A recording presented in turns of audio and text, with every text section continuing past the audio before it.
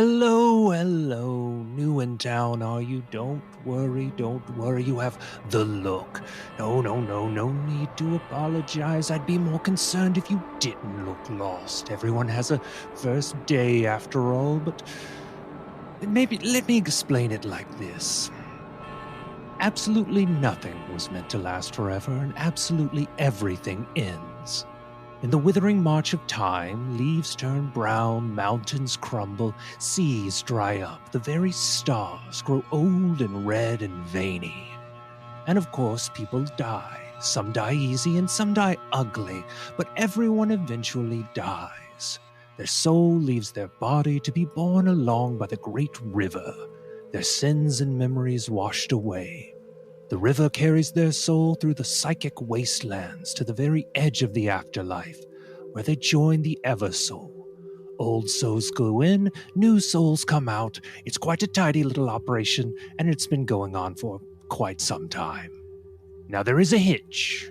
Those like you don't die easy. Those who cling tightly to life, whether by bitterness or tenacity or obligation, well, you're just not ready by the time you get here. You show up dirty and disheveled, burdened by a lifetime of memory, of anger and regret and desire, living notions that would pollute the Eversoul. And so you need a place, somewhere to pass the time while you let all these things go and fade away to innocence, ready to join the Eversoul. You need a town. Ghost town, my town, the city on the edge of the afterlife. Let's take a look at it, shall we? Look, a city by the sea with impossibly high stone cliffs to the east and west, reaching up high to the edge of everything. A great river runs through the middle of the city, stretching from the psychic wastelands to the north down south to Bitter Bay, where the great green Eversoul floats and waits for you and me and absolutely everyone else.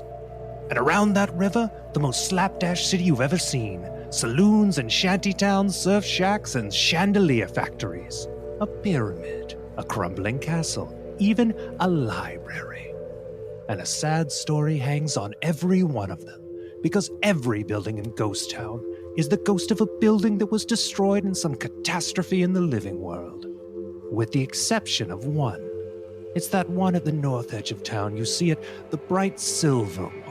The only building that reaches across both sides of the river, that's City Hall. That's where I have my office.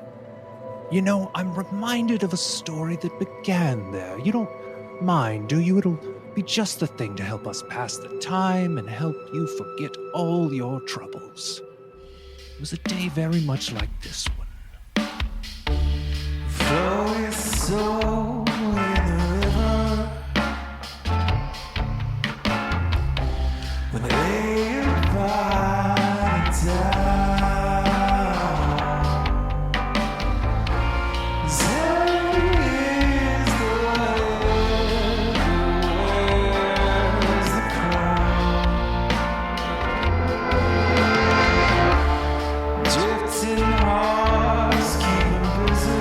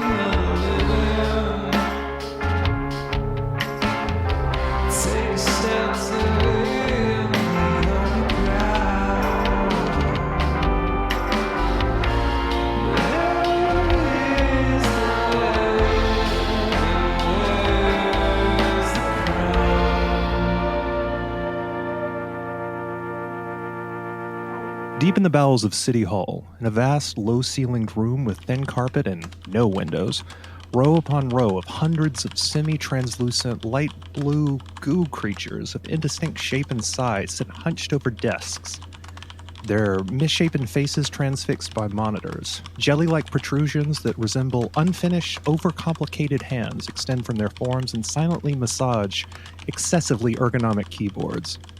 The room is eerily silent, every goo creature completely transfixed by their work of inventorying the souls of everyone who dies. But one goo creature is paused in their work. Before we find out what's got them pausing, Jess, who is this creature? So, this is Visk. They are genderless gooman, bipedal slime person with a very desaturated indigo tint to their semi-transparent gelatinous mass. They are over and underwhelmed from stress and boredom, respectively.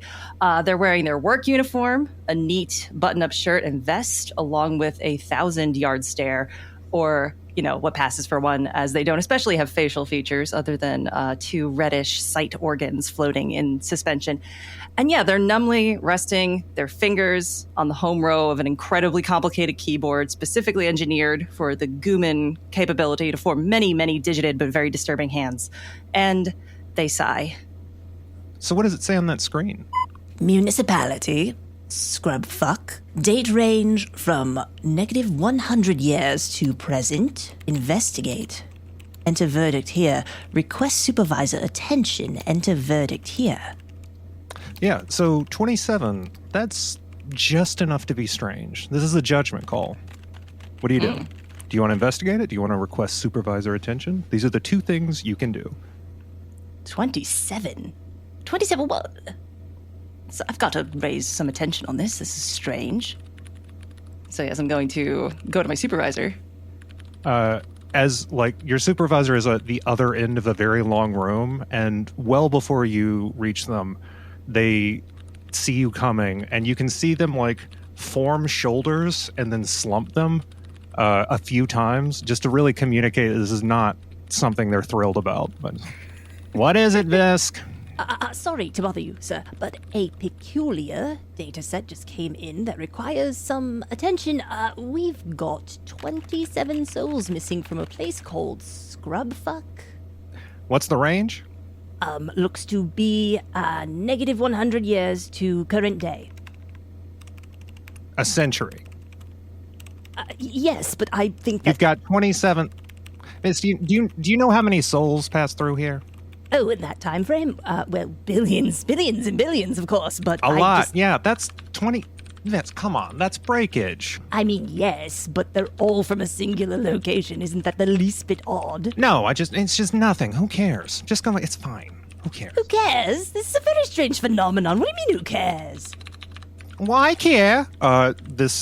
Your boss, whose name is not going to come up, but it's Xanthrax, looks up, and in a newly emerged window at the edge of the room, there's a little skeleton of a small parrot with a black beak.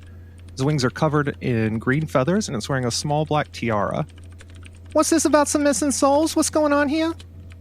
Oh, She flutters down and rests her little talons just in the meat of your boss's head and just kind of sink in a little bit.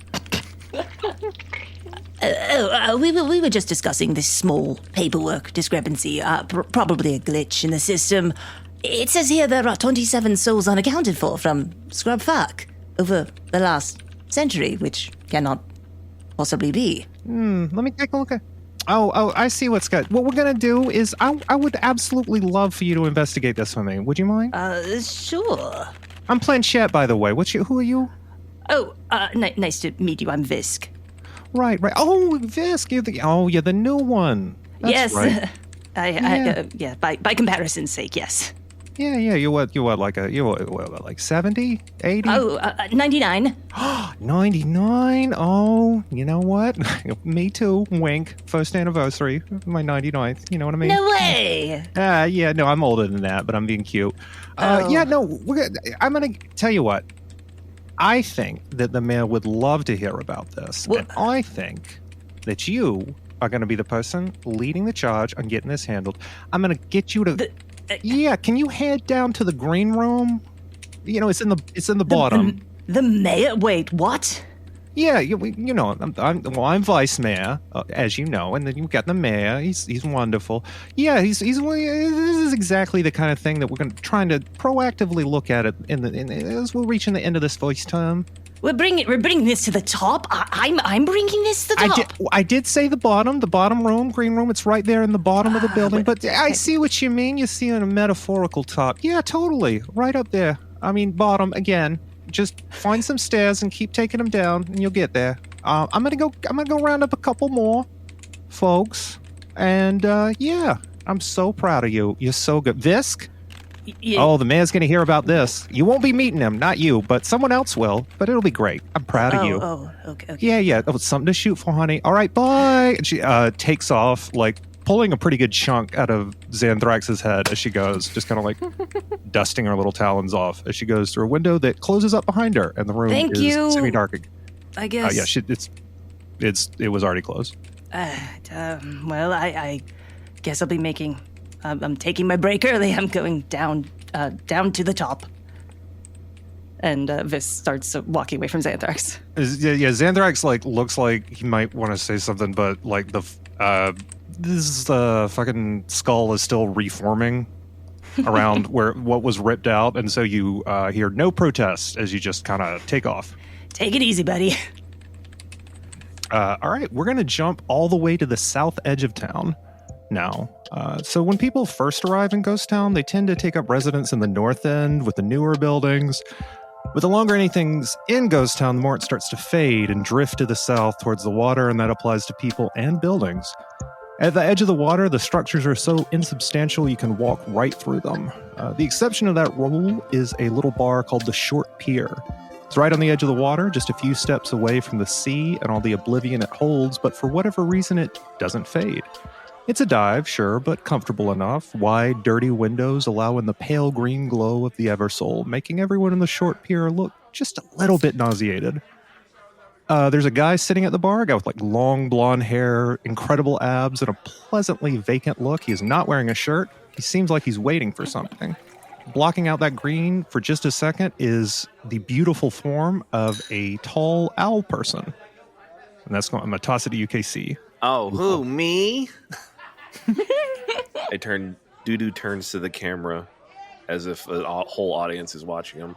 Who, me? Everyone in the bar claps and cheers. This is your catchphrase. They love you down here. You're not in here a lot, but they put, hey, this is the fucking guy. It's the owl guy. Yeah. What's up, party people? What? Is that my friend? Did we come up with a name for the man at the bar? He turns, oh, it's an owl. Yo, what's up, man? You guys ready to get jiggy with it?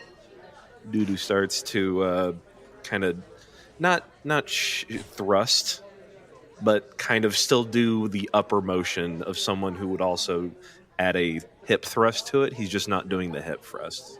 Only the top of his body is dancing like a... The bottom half is just held completely still. Yes.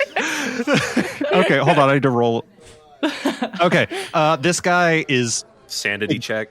No, he sees what you're doing, and it's like, at first, it's like he's like doing that appraising nod, but then the smile just cracks across his face. He leaps from his stool to stand right next to you and perfectly mimic your motions before going up for a high five. Ow! That's what I'm talking about, baby. Hell yeah, that was incredible. What is that? Who are you? I call it... I don't know what I call it yet, but I'm working on it. I've been working on it my whole life. You can call me Doo-doo the Owl. Yeah, wait, that seems like slightly familiar. Do I? Oh, maybe you heard of me before. I have a van. Oh, I feel like I knew that at some... Wait. Okay, so Casey, this is the guy you're supposed to meet. That's the thrust of this bit. I know, but I'm also trying to remember if we came up with a name together. Or no, and he doesn't remember his name, and that's going to be the heartbreaking thrust here in a second. And I should have communicated that. So I got to think of a name he's going to forget. Yes. A lot of thrusting in this scene. Yeah. Take of it what you will. I knew my old friend Johnny Bravo would never forget me. Oh, is that my fucking name? Incredible. Johnny Bravo, you always were a kidder. If you say so. Hey, Doo-doo, you say, right? You say? Did you say? Yeah, man, it's me. Yeah, Doo-doo. right. Doo-doo the owl. I feel really bad, but like I'm really bad with names and faces apparently because I can't remember anyone's. I'm an owl. First off, not to be racist, but don't you remember an owl? I'm shocked I forgot. Okay. Where are we? This is like a cool dream, but it's like I don't. Johnny, What's up? what are you doing? I don't like it when you do these bits, Johnny. It's really I don't get it. Doo-doo, I'm gonna level with you. I don't particularly like what's happening either. As far as I can tell, I've been sitting at this bar my entire existence. And that can't be right. There's only but like I don't. I mean, sometimes we hang out at my shack. That sounds so cool. I totally believe that I would do that.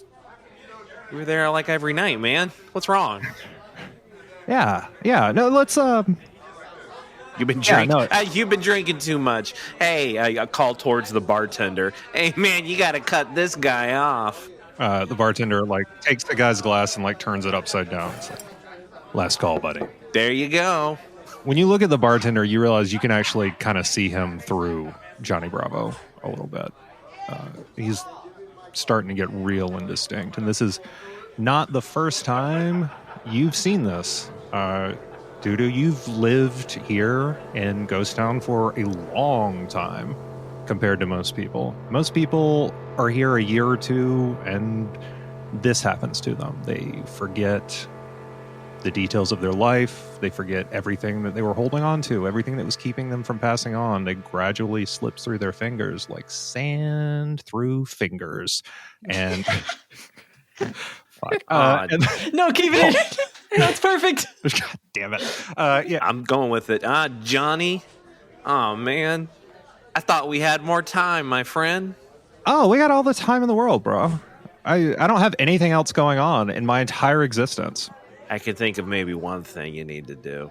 What's that? Is it have another drink with... Sorry, what was it? Doo-doo. Doo-doo, right. Owl. Dude, you're an owl. That's insane. I turn to the bartender and say, one more, man. Me and my bro. Make it a double. That means make two of the same. That's sure. That's, you know what, buddy? That it means whatever you want. As I order like a Coors Light, I say, make it a double. Then that's two Coors Light. Yeah, he pulls out a second Coors Light and hands them both to you. That's what I'm talking about. I can't give any more to him, but you know, I understand. I hand it to Johnny. There you go, man. On me, on your old buddy Doo-doo. Let's go check out the ocean. Oh, that sounds killer. Oh, I think I like the ocean.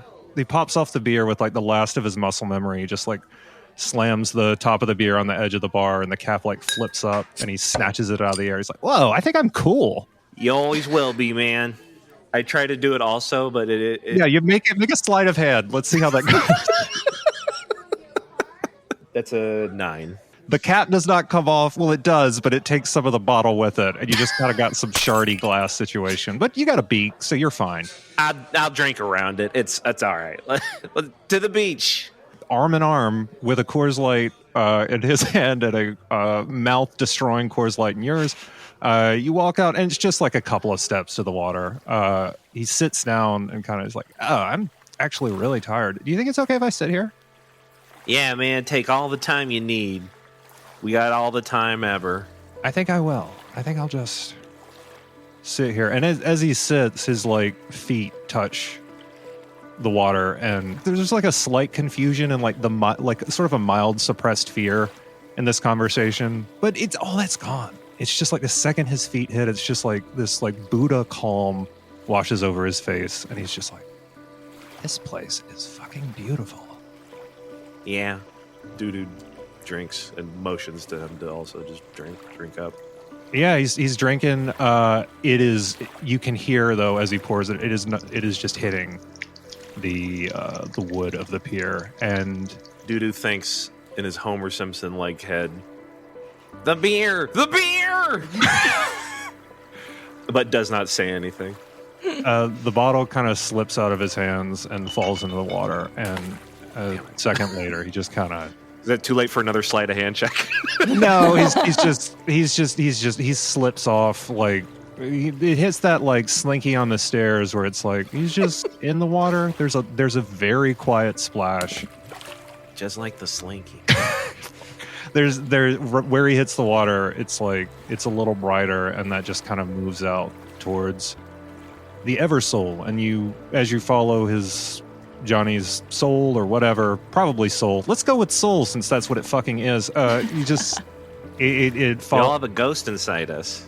That's right. That's you. That's your own internal monologue, I guess. Is what I did there. They're all just ghost jails in the wind. Oh, that's so wise, honey. A little nice a little skeletal parrot with some green feathers and a little black tiara and a black beak. A lights on your shoulder. Hey, little sweetie, you want a drink of my broken beer? Oh, yeah. You know what? Actually, yeah. Just kind of, and she like clocks the beak open like a Pez dispenser. Just pour some in there, honey. I pour some in. It splashes. It splashes onto your shoulder because she's a skeleton. He's like, oh no, that was interesting. Yeah. I don't think I'm gonna do that Party anymore. foul. Oh, but who's at fault? Call the judge. I don't really know party foul. But I'm fun. I'm a fun mom. Anyway, you seem kind of sad, honey. That was real bleak. I just had to say goodbye to my friend. I've been doing that a lot lately. Oh, you're gonna break my heart. It's just, I can party with anyone, but once in a while, a party goer comes by, and you're just gonna miss him when he has to graduate. And that man was Johnny Bravo. Yeah, you've been around here for a while, honey. Yeah, I get around. He takes pride in this fact for some reason. No, it's no. Be proud of it. I mean, we don't have a lot of long-term residents down here. This is sort of like a transitional place. It's like the restaurant in an airport. It's nobody's first choice, but Oh, I love hanging out there, man. I used to hang out at the Minneapolis airport all the time. They loved me. I was like the Cheers from that show about the bar. When everyone, like the one guy comes in, they go, "Cheers." Yeah. I don't know what the fuck you're talking about, but that all sounds really Great sitcom. I have the DVD back in my shack if you want to go watch it. Wow, you sure are establishing a certain level of technology here in this world. Oh God, it's canon. I have a Victrola and a zoetrope. Jesus Christ, you son of a... All right, great. You know what you need is... It sounds like what you need is some friends who are going to stick around. Would you like that? I'm always down to meet new people. I had a feeling. Tell you what, I'm just going to clamp myself down. And she kind of like settles herself down on your shoulder. And it hurts a little, but, like an affectionate cat pain. Sure. You know what I mean? It's like... I've gotten my ear pierced before. I can handle some pain. Oh, yeah. Oh, that's real sharp. She's talking both about your earring and her own claws. Yeah, tell you what, honey, would you mind walking to the other end of town? Sure. There's something at City Hall. There's some folks at City Hall I want to introduce you to. All right. As long as I don't have to pay any more taxes. Hold on one second. I checked to see if I can grab the remaining beer bottle that Johnny Bravo left behind. No, it fell in the water. Ah, shit. Actually, like a ghostly octopus picks it up and hands it to you. Oh, thanks, pal. I gently take it and just give it a little rattle to see if there's any beer in there. No. In fact, it's just the water that's in there. And she's like, honey, you gotta really, really not want to drink that, please. Yeah, I was just second. I didn't want to leave one. I didn't want to leave a fallen soldier. I give it back to the octopus. We appreciate that. Yeah, the octopus like just shrugs and then takes it underwater with it. It develops its own little drinking problem. Hasta luego, little guy. I say to the octopus. It's gone. All right, but to the city hall. That doesn't stop me from saying it. To city hall. Oh, no one can stop you. All right, we're gonna. No one gonna stop me now. Yeah, all that's happening. So now we The audience are going to bop back up to City Hall. Buy a camera. It turns around like fucking Irish goodbye. No, go. You're ruining it. It comes back. It's like, sorry, did you have something else to say? No, go to the next scene. Oh, okay, shit. Sorry, I'm running late. The camera starts moving really fast. You actually don't even get a clear image of the city as it pans over so fast. My God, it's so useful for the DM that isn't finished designing it. That shining silver city hall on the hill, cresting across the two sides of the river. That's what it does. Yeah, crests. Oh yeah, it's cresting for sure. Oh baby, we're cresting. It looks like the back of a nickel. You know what I'm talking about? That building on the back of a nickel. I don't know who that is. I refuse to learn. Nobody tell me. Whatever that one is, it looks. Who's that building on the back of a nickel? Yeah. That's a doo-doo line. All right. So hold on. Look, I'm gonna use that for later. Okay. It's like it's silvery, and it was chosen because I had a nickel on my desk. So that is what we're going with. What are you doing with a nickel on your desk? What a freak. It reminds me of America. I start sweeping all these nickels off of my desk. Oh yeah, who would fucking do that? It's fucking coughing and nickels coming up, covered in blood. Yeah, we're gonna bop all. The camera is zipping along, trying to stay ahead of Doodoo and Pledgehead, but Doodoo is running flat out. The camera's like getting sick.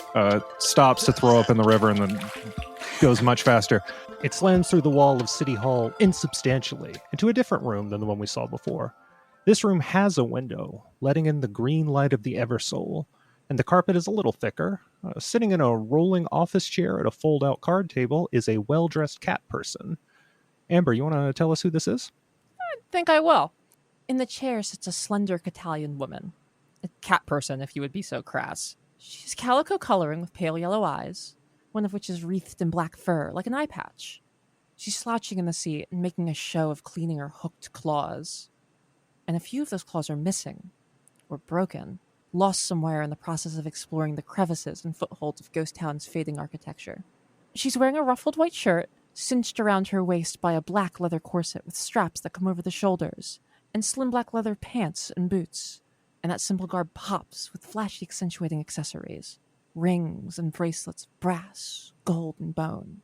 And the whole look is, perhaps, an ostentatious person's idea of what dressing down might look like.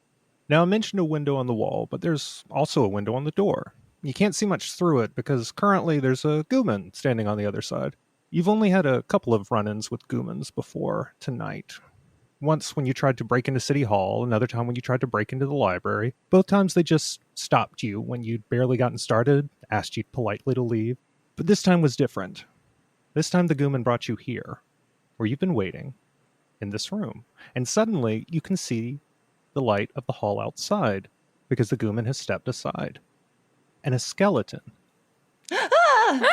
Yes, that's right. Yeah, a skeleton in a crisp blue business suit with a red tie and no shirt ducks slightly as it enters the room to avoid hitting the small black crown floating above its head on the doorframe.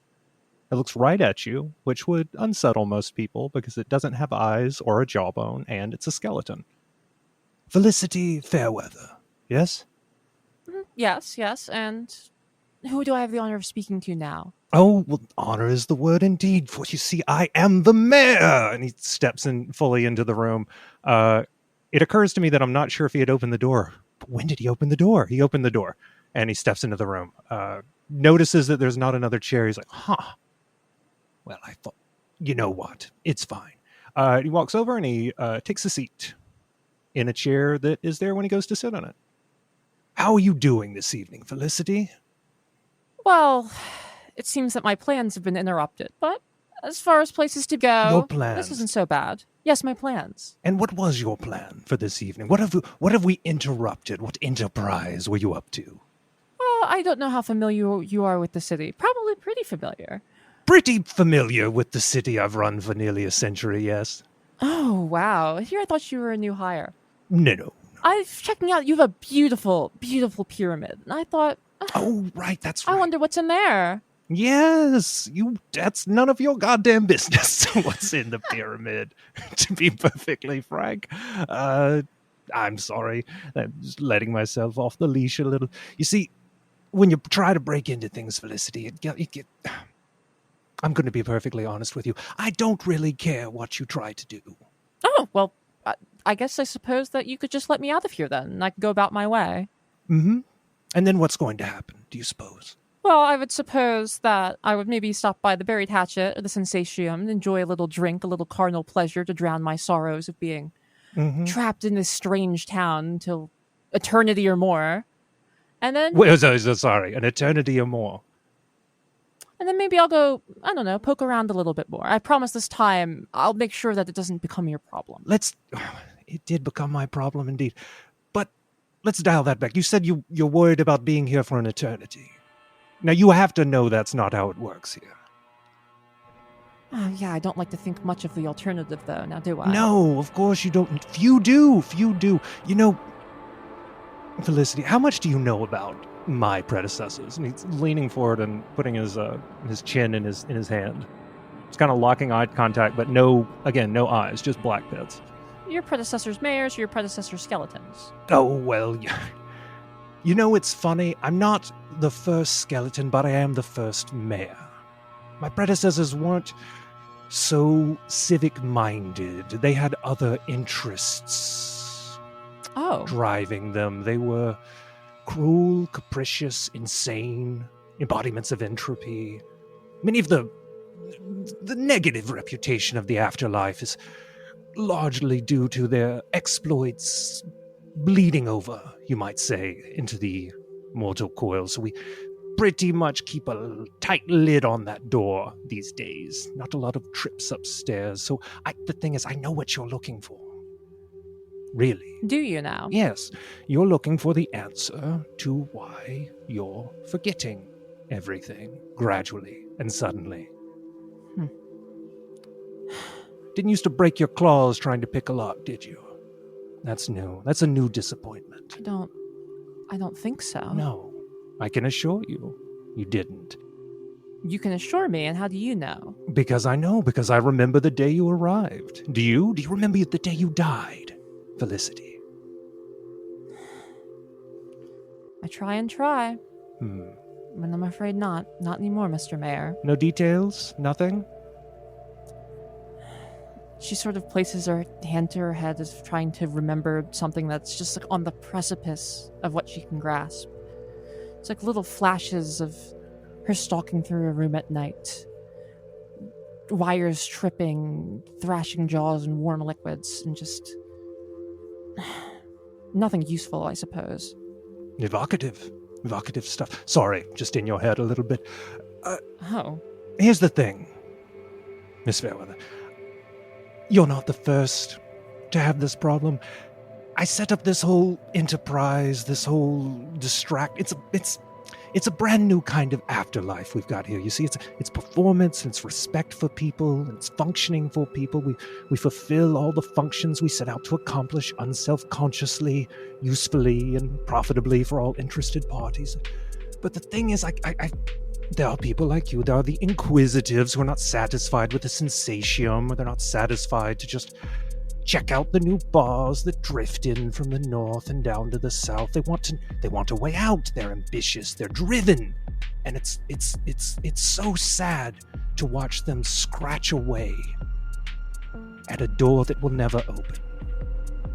Because... oh, you make it sound awful futile. It is. And if it is, why not just let me go where I want? And I'll just poke around. It doesn't really seem it's going to cause any problems for you. After all, I'm just going to disappear, aren't I? Yes, it won't cause any problems for me, but it would be such a terrible waste, I think. Because the truth is, Felicity, you're going to start trying to break into the same places again. You're going to forget what you're doing.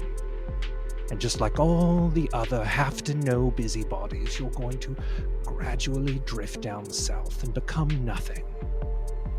Is that what you want? Well, I don't, but if none of this matters, why don't you just give me my slap on the wrist and I'll go about my day? I would like to offer you an alternative. Oh? You see, I'm putting a little... oh, this sounds so trite, but I'm putting a little team together to take care of a problem I'm having topside. The land of the living, you may be familiar. And what I'm offering you is a day pass. Oh, and a chance to put those skills to work before they rust to nothing.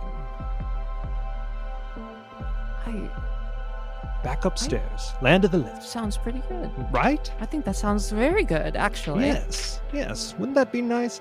And of course, the alternative is, and then the room is slightly darker, and you realize it's because the door behind him is gone. The alternative is I just leave you in here, and I walk out, and you stay here forever in the dark, and the window disappears. And the only thing you see in the room is just the tiniest pinpoints of red in the black pits of his eyes, until you forget that you are ever anything. And when you are a muling nothing, I will take you hand in hand and walk you down to the river, and I will wave as you join the Eversoul.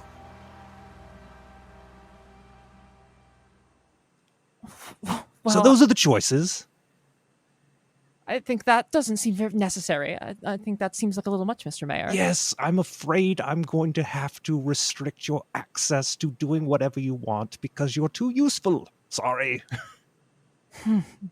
Flatterer. I can make it. You know what? Tell you what. You get this, that you do a good job on this, I'll find you a nice place to stay. Oh.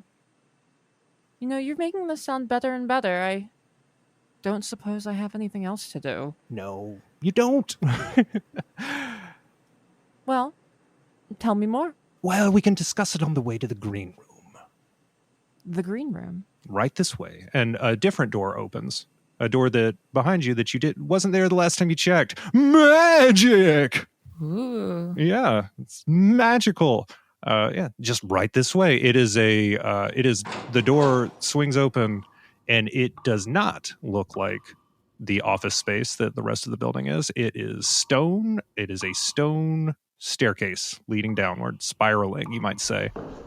Right this way. Oh, I love a good spiral staircase. Mm-hmm. Yes. I kept it when I upgraded the place. Very classic.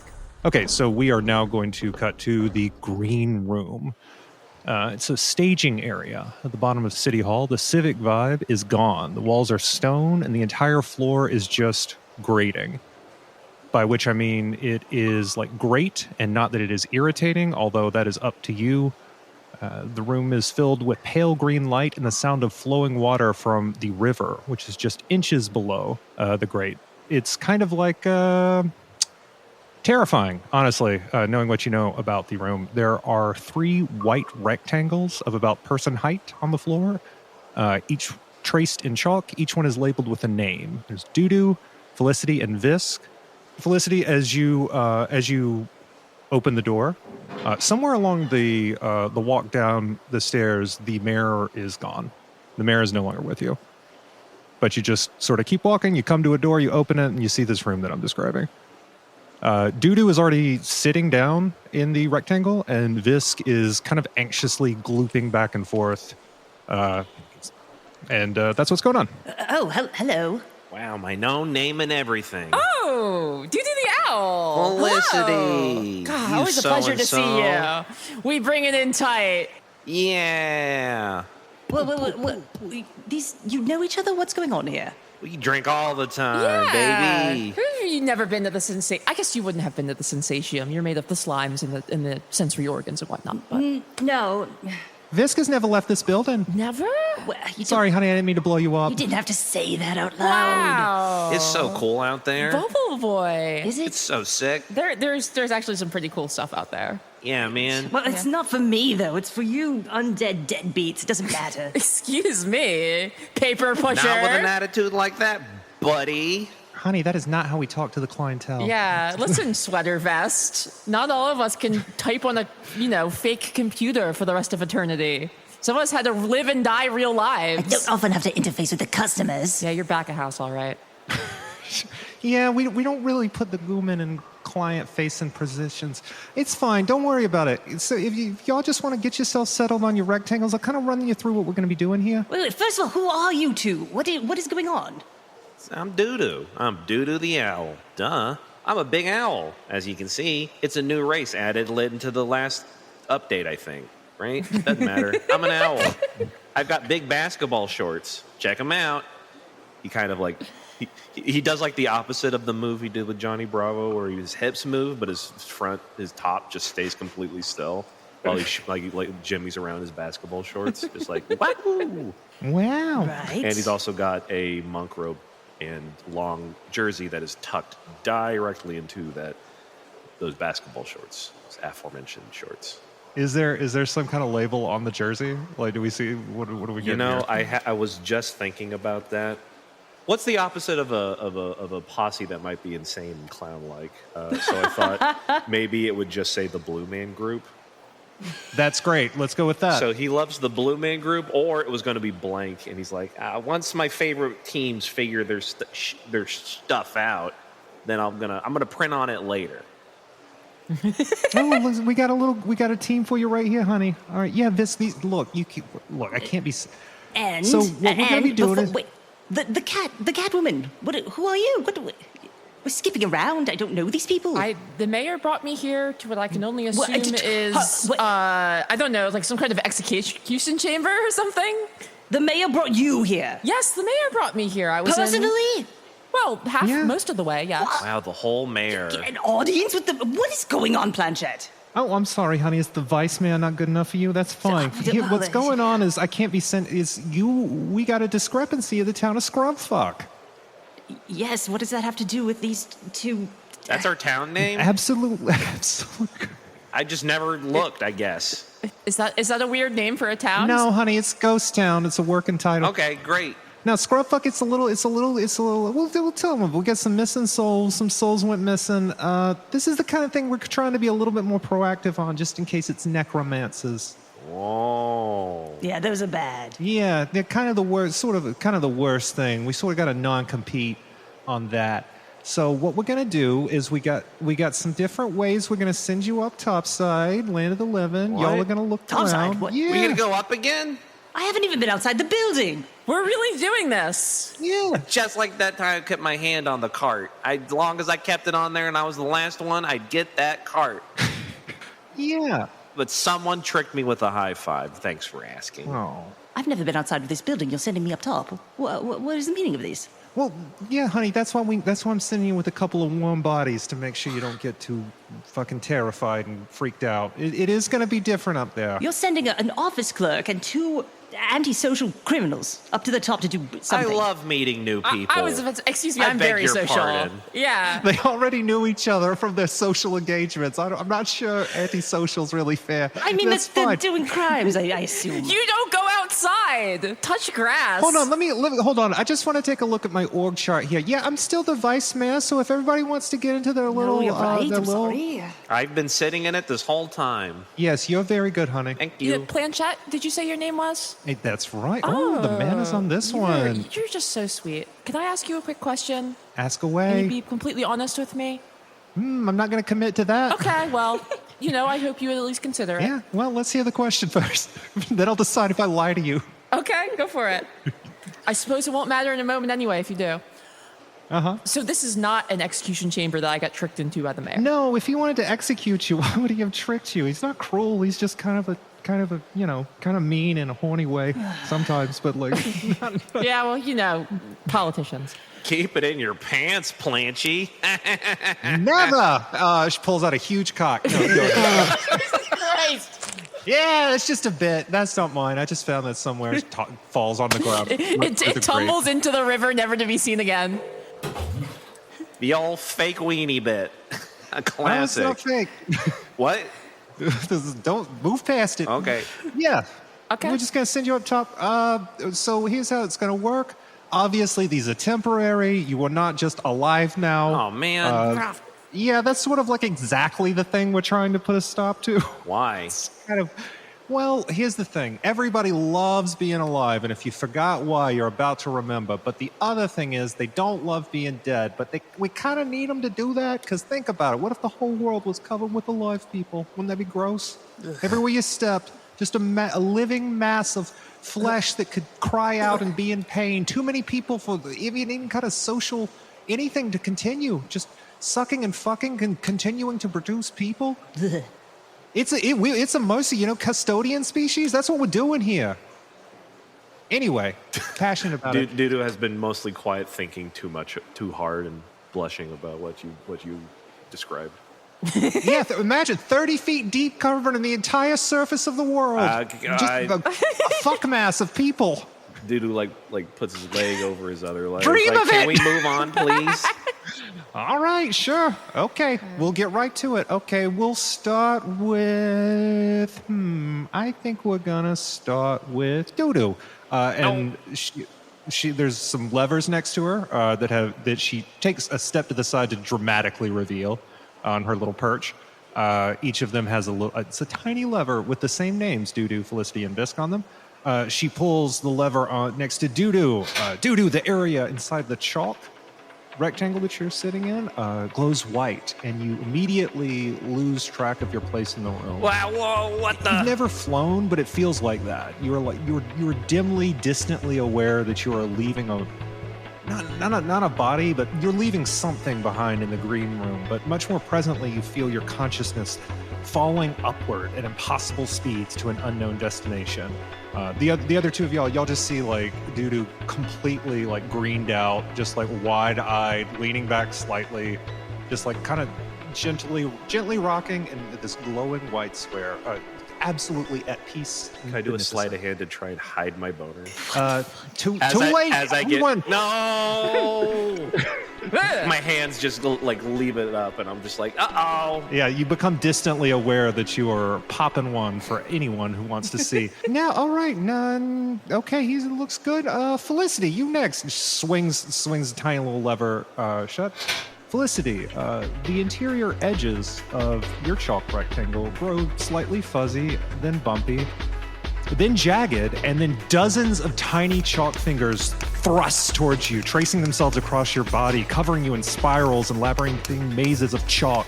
They grip you by the hands and feet and neck, lifting you up slightly before slamming you down onto the grate. You lose consciousness as your head hits the metal.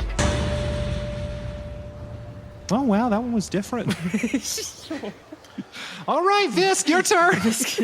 Vis just like turns. Now that we're alone, are you serious? Was she serious that she said she just met the mayor? Yeah, honey, he's around. I haven't met them. What? Well, yeah, I mean, look, don't take it personally. You know what? how Something can to I not? strive for. And she yes, but flips the switch, and the grate you are standing under just opens like a trapdoor, and you fall into the river. Swim north, honey. You'll get there.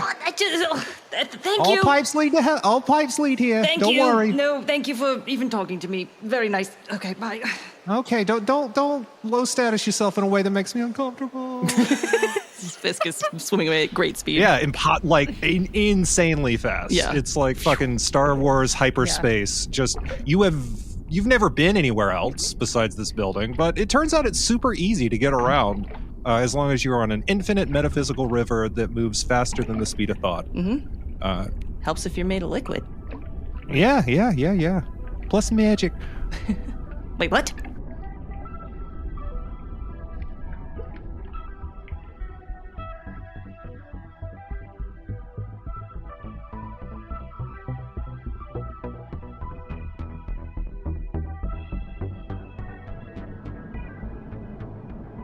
Some places in the world are most notable for their lack of importance.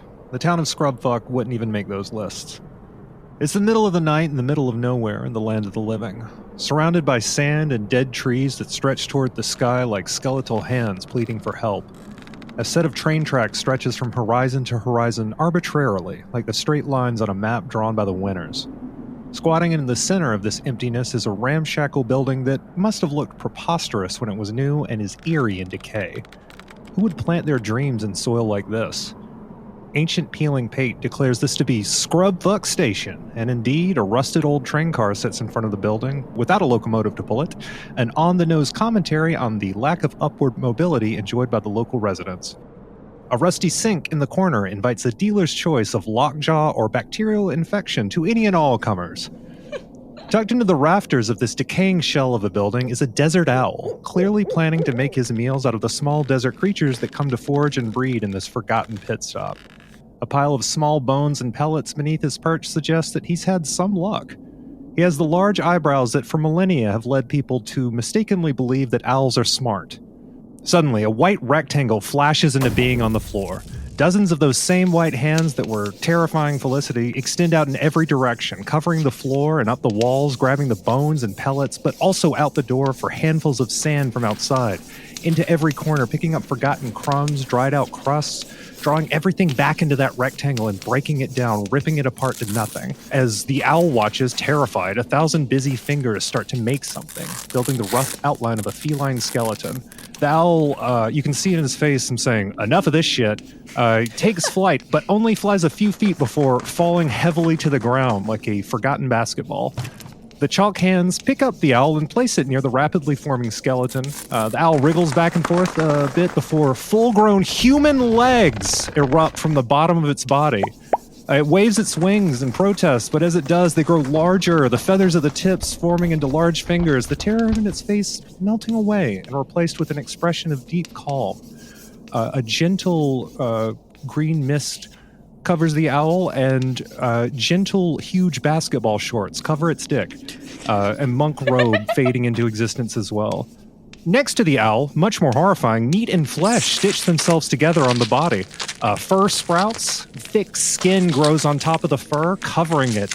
The skin toughens and weathers and detaches, forming leathers? A trio of spiders descend from the ceiling and stitch these together. Before they leave, they also, just for fun, rapidly spin some silk gloves onto the paws of the cat. The tap of the sink in the corner starts to vibrate, wobbling back and forth before suddenly spraying out a gout of brown water flecked with huge flakes of rust. This quickly gives way to a much thicker spray, a viscous goo that hits the ground. Forming upward, it's Visk! Dudu, you feel great. You still have that distant tether to the afterlife that is keeping everything slightly derealized. I get up in a night. I like don't wake Daddy. I just bolt up from my laying position, 90-degree angle, and then just like my eyes almost bulge out to look at my human legs. They actually do. They actually do bulge out. They bulge out. Yeah. Not in a fun way. No, not even that fun. It's like a ping pong battle. Stuck to my flat brain. You got like white guy legs just kind of like hanging down there at the end of the shorts. Wow! Check thee out! I say as I give them a wiggle for the first time in both of our lives. Yeah, it's incredible. They feel like they grew out of you a few seconds ago, because they did. I wiggle my toes. Visk, you feel basically the same. This is not utterly different. So things are a little bit more in focus, but like definitely the most shocking thing is that it is a room you have never been in. That last one you were in was also that, but this is a second one. 2 new rooms in the same day. This is a lot. Oh my God! After 99 years. This is a lot. Yeah. So, I haven't introduced myself. I'm Visk, your Felicia and Dum. Doo-doo! Look at this, Doo-doo. Visk! I start like scooting. Oh God, those are new. I start like scooting over, like holding my legs up with like the front of my ass. Were you hiding those earlier? No! I swear! I super swear, I just got them. Wow, congratulations. Let me stick them in you. I'm sorry, what was that? Am I corporeal enough to speak yet? Okay, Felicity, do you know? Have you ever had like frostbite? Like been out in the, like, imagine like being out in the cold. Okay, I'm gonna paint a scene for you. Being out in the cold, it's like you forgot gloves. Your hands start, and imagine you didn't have fur on them, or maybe just got cold. They start. You know how they think you can start to get numb. Yes. You know what I mean? And it's like it goes past pain into a numbness. Imagine you took those cold, almost frozen hands and just dunked both of them, no hesitation, into a pot of boiling water. That is the psychic sensation you are feeling right now. It's like waking up from the deepest possible dream to being on a roller coaster that is breaking. You're just, everything is, your body is screaming at you. You can taste fucking salt in your mouth. You can feel your blood pumping through your body. And it's like all of these sensations that you didn't know you missed, you didn't even know were gone until you went years and years without them and then suddenly got them all back. It is fucking overwhelming. Make a Constitution saving throw. She's looking rough. 7. Throw up. You take 1 damage. You throw up from the sheer horrifying terror of being alive. You know, I hear cats do this all the time. What else is new? Yeah, Felicity doubles over and vomits, and I can only assume it is full of blood and bile, and maybe even a few loose teeth. That we're kind of working out the kinks. There's a mouse skeleton. There's there's a couple of owl pellets, and it's the second time those pellets have been thrown up, and they don't look better. Place my foot, my new human foot, reassuringly on Felicity's back. There. This is the first touch you felt from another living creature in years. This is Doo-Doo? It's me. Wow. Don't worry. All right, get yourselves together, down to business. Look my legs. Check these fuckers out. I'm sorry for cussing.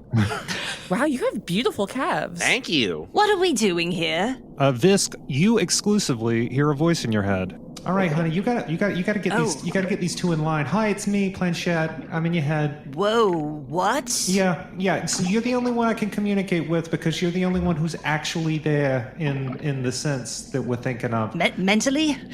What? No. Hey, don't. Intellectually? Because who are these people? They're people. This is not the way we make friends, honey. I don't know how to do that. What a wonderful adventure you get to be on now. I'm not supposed to be friends with my underlings, am I? Dude, I'm sorry, underlings. Aren't I the manager? Good God, you accustomed to power quickly. Just the tiniest little slice. My word. I suppose, yes, you are responsible for the other two. But sort of in the sense that, if anything goes wrong, we can't really punish them. Well, can't you? I mean, you can tell them whatever you want. I don't care. But you can tell them you could tell them you're their boss if you want that to be. But you make sure. They seem to need guidance, is all I'm saying.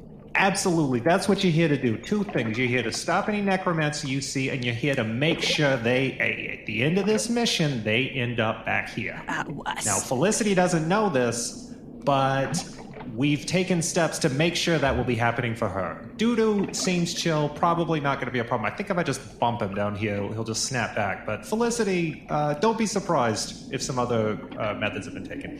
Anyway, you probably look insane right now because you can't hear anything anyone's saying. So why don't you just get back to it? I'm so proud of you. Just investigate around. One question. Stop necromancy. How? Yeah, that's what you're here to figure out. Bye. What? While Visk was having this conversation in their head, and I assume not out loud. I hope not. Maybe out loud. You guys can have whatever aside. What is it? What's up? Hey, Felicity. What? I try to not get Visk's attention while I try to be like, Felicity. Psst. What? Can you tell me how my ass looks? Is it owl or is it human? Is it okay if I show you my ass? Yeah, turn around, touch your toes. All right. I do that, and I clinically moon Felicity while I'm assuming Visk is just having a breakdown. I'm like, that's fine. What do I see, Mr. DM? It's it is definitely an ass.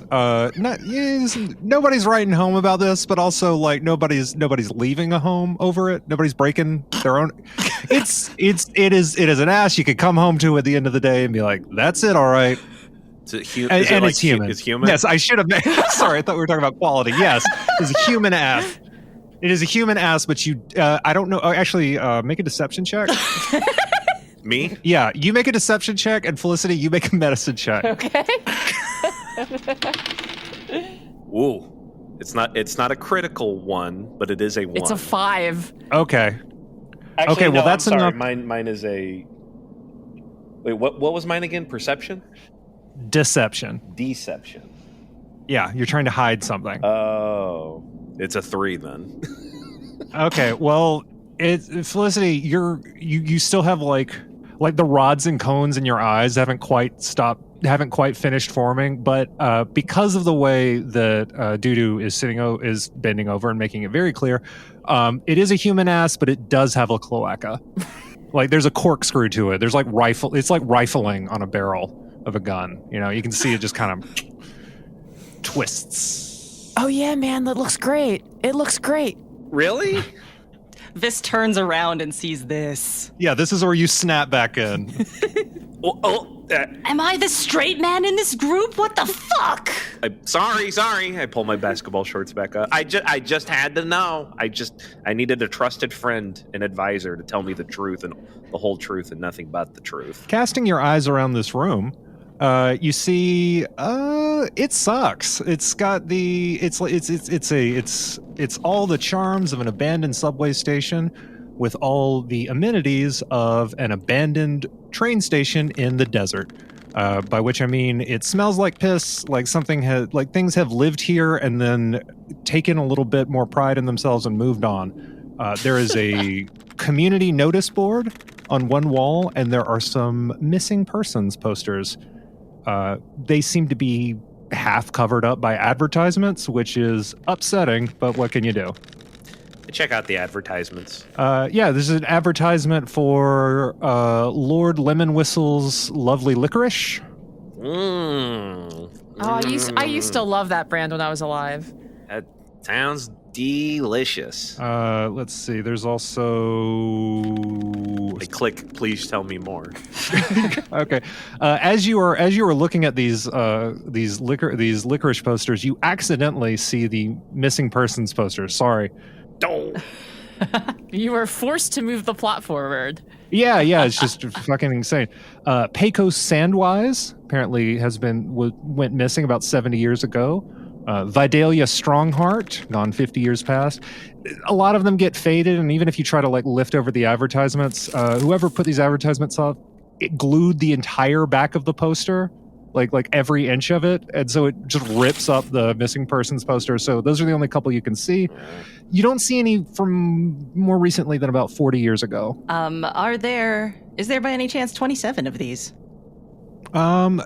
Impossible to tell. Do the advertisements. Yeah, they glued them all together. It's real. Look, it's a real green thumb, green hand kind of job. Real amateur hour of poster doing. Yeah, at least use wheat paste if you're going to hang it up. Yeah, investigation check. Here I go. Well, Visk was the one who asked, but yeah, you both do it. Never mind. No, both do it. I got a fucking 3. Without any. Do you mind if I roll along with this, either to help or to just do it myself? Yeah. No, that's absolutely fine. You can always try to do whatever you want, is the nature of the game. The worst thing you can do is hurt my feelings and permanently damage our friendship. Wow, I got a 7. That wasn't good either. That's after modifier. Oh, wow. Which is a +5 modifier. Wow. So the posters stopped abruptly about 40 years ago, which probably means that people just stopped going missing. Oh, well, that's nice, I guess. Yeah, no worries. Everything's fine. I guess they found everybody, huh? There's like a big open door. Like it's not even really an open door. It's just an opening in the wall that leads out onto the platform where the train car without the locomotive is. And there is also a snack bar that looks like it has been pretty picked over. Doo-doo's eyeing that snack bar. Actually, that's fair. Am I hungry or sleepy or anything like that? Things that I would feel being alive that I haven't felt in a long time? Yeah, it doesn't look like the hands put any food in your stomach. So you're not you're not immediately hungry, like you've done a lot, but you definitely it's like you have nothing in the tank. I could eat. So as long as you don't need to do anything, you're fine. Okay. You had me at I could and eat, and I start walking over to that snack bar. Yeah. Why don't you make a scrounge check? I forget what we're doing. I fucking forget every time. How are we doing? They added that in 5e too, right? Yeah. It's Yeah, can I use my sift stat instead? No. I'll turn this adventure around. We'll treat it like investigation. Just like below survival, write scrounge. Scrounge. Oops, I wrote scrounge. Hold on a second. Even better. No, that's why I make you write in pen. It's in character. It's my scrounge skill. 5? All right. Roll a d20 and add 5 to it. We're going to see what you can scrounge. Here I go. Don't worry, guys. I'm great at scrounging. 22. Oh my god, you find so much fucking licorice. Yes! Woo! I hold up the licorice. Yeah, it's red and black. You find both flavors of Lord Lemon Whistle's lovely licorice. Black licorice, my favorite. I feel like for a 22, he should find a heretofore unknown flavor of licorice. It's really high roll. Well, he's finding both kinds. This is incredible. There's only 2? Yeah, no one's been here in 90 years, so it's like actually pretty wild that there's food. I'm just gonna say, Visk, that this red one did not exist when I was alive. Yeah, it's old. Come on, get it. Is there anything else? I am right on my way over there. Well, I'm getting a note that there should be something else. So actually, there's also an unopened jar of mustard that you can add to your inventory. Ooh. Maybe you'll find a soft pretzel to We'll dip need that that in. later, yeah. I really shouldn't have made animal handling my dump stat. This is a terrible situation. You can't handle this animal. Yeah, this roll an animal handling check to see how you're doing with them. Yeah. This is less than an attempt and more just we're taking the measure of the room. I'm role playing, baby. Yeah, no, you're doing great. Everybody's doing great. 4, so I got a 3. This you can feel the room kind of turning against you, which is not a new sensation. Kind of. Yeah, that's what's here. There's the platform that leads outside. I don't know if I mentioned, but it is the middle of the night.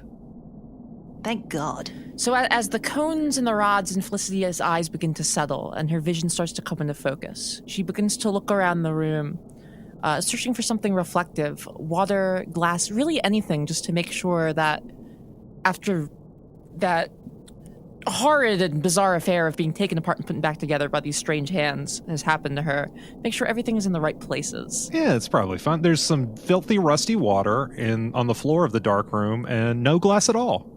Visk notices that Felicity is examining this body of water for her reflection and decides to do her a favor. Oh! They extend a pseudopod, a gooey tentacle, out to touch the water, filtering out the impurities and debris and transferring them harmlessly up the extremity and into their main mass. Oh, neat. You are a little bit more opaque, but the water is as clear as the sky on the morning after an atomic bomb goes off. That's rough. Let me take another pass on that. The water is as clear as can be. So I think Felicity is looks into the water to see her own face and sort of brings her hands to her face, make sure what she's seeing is right, that all her parts are in the right place. When you feel all your bones fly around and go into various pieces and powders and turn into sand and get picked up and turned back into people, it's a little distressing. So Actually, make an Arcana check. you got it. 7. Oh, yep, that's what happened. Sorry, go Yeah, ahead. Visk is just standing there like, what, nothing? Well, I'm going You're to welcome. pat over my own face. Just immediately. I'm not. Yeah, I'm not even done. Like, I'm ignoring them currently. I'm still trying to decide if I'm alive. And so I'm patting over my face, and as I get down, and that seems to all be in the right place. I am running my hands over my body, and that all seems to be in the right place. I have the right number of ribs. I seem to have a heart still. Okay, everyone stop feeling each other up and looking at each other's assholes. We've got to do something about necromancers, I'm told. You are such a horny, weird little guy. Can I just make sure I'm alive? I'm in the middle of chewing a bunch of black licorice. Huh? Is that your prefer? Is that his preferred? Is that what Dudu likes? Whatever the worst one is. Whatever the worst one. That's Dudu black, likes yeah. it. That is black licorice. Yeah. Yeah, and sorry to the listener if you disagree. There's probably a church nearby or like someone you can talk to fix your life. But yeah, it sucks, but it's fine. You've definitely eaten worse. You feel a little bit better. Felicity, are you having some of this licorice?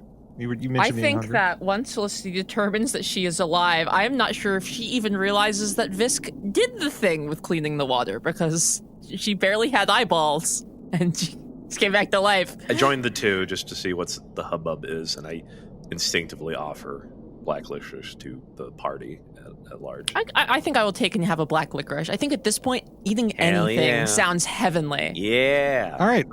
This first thing that you've eaten in this body heals you. You regain 1 hit point. Ooh. You're back up to 9. Oh, that's nice. Visk, can you eat stuff?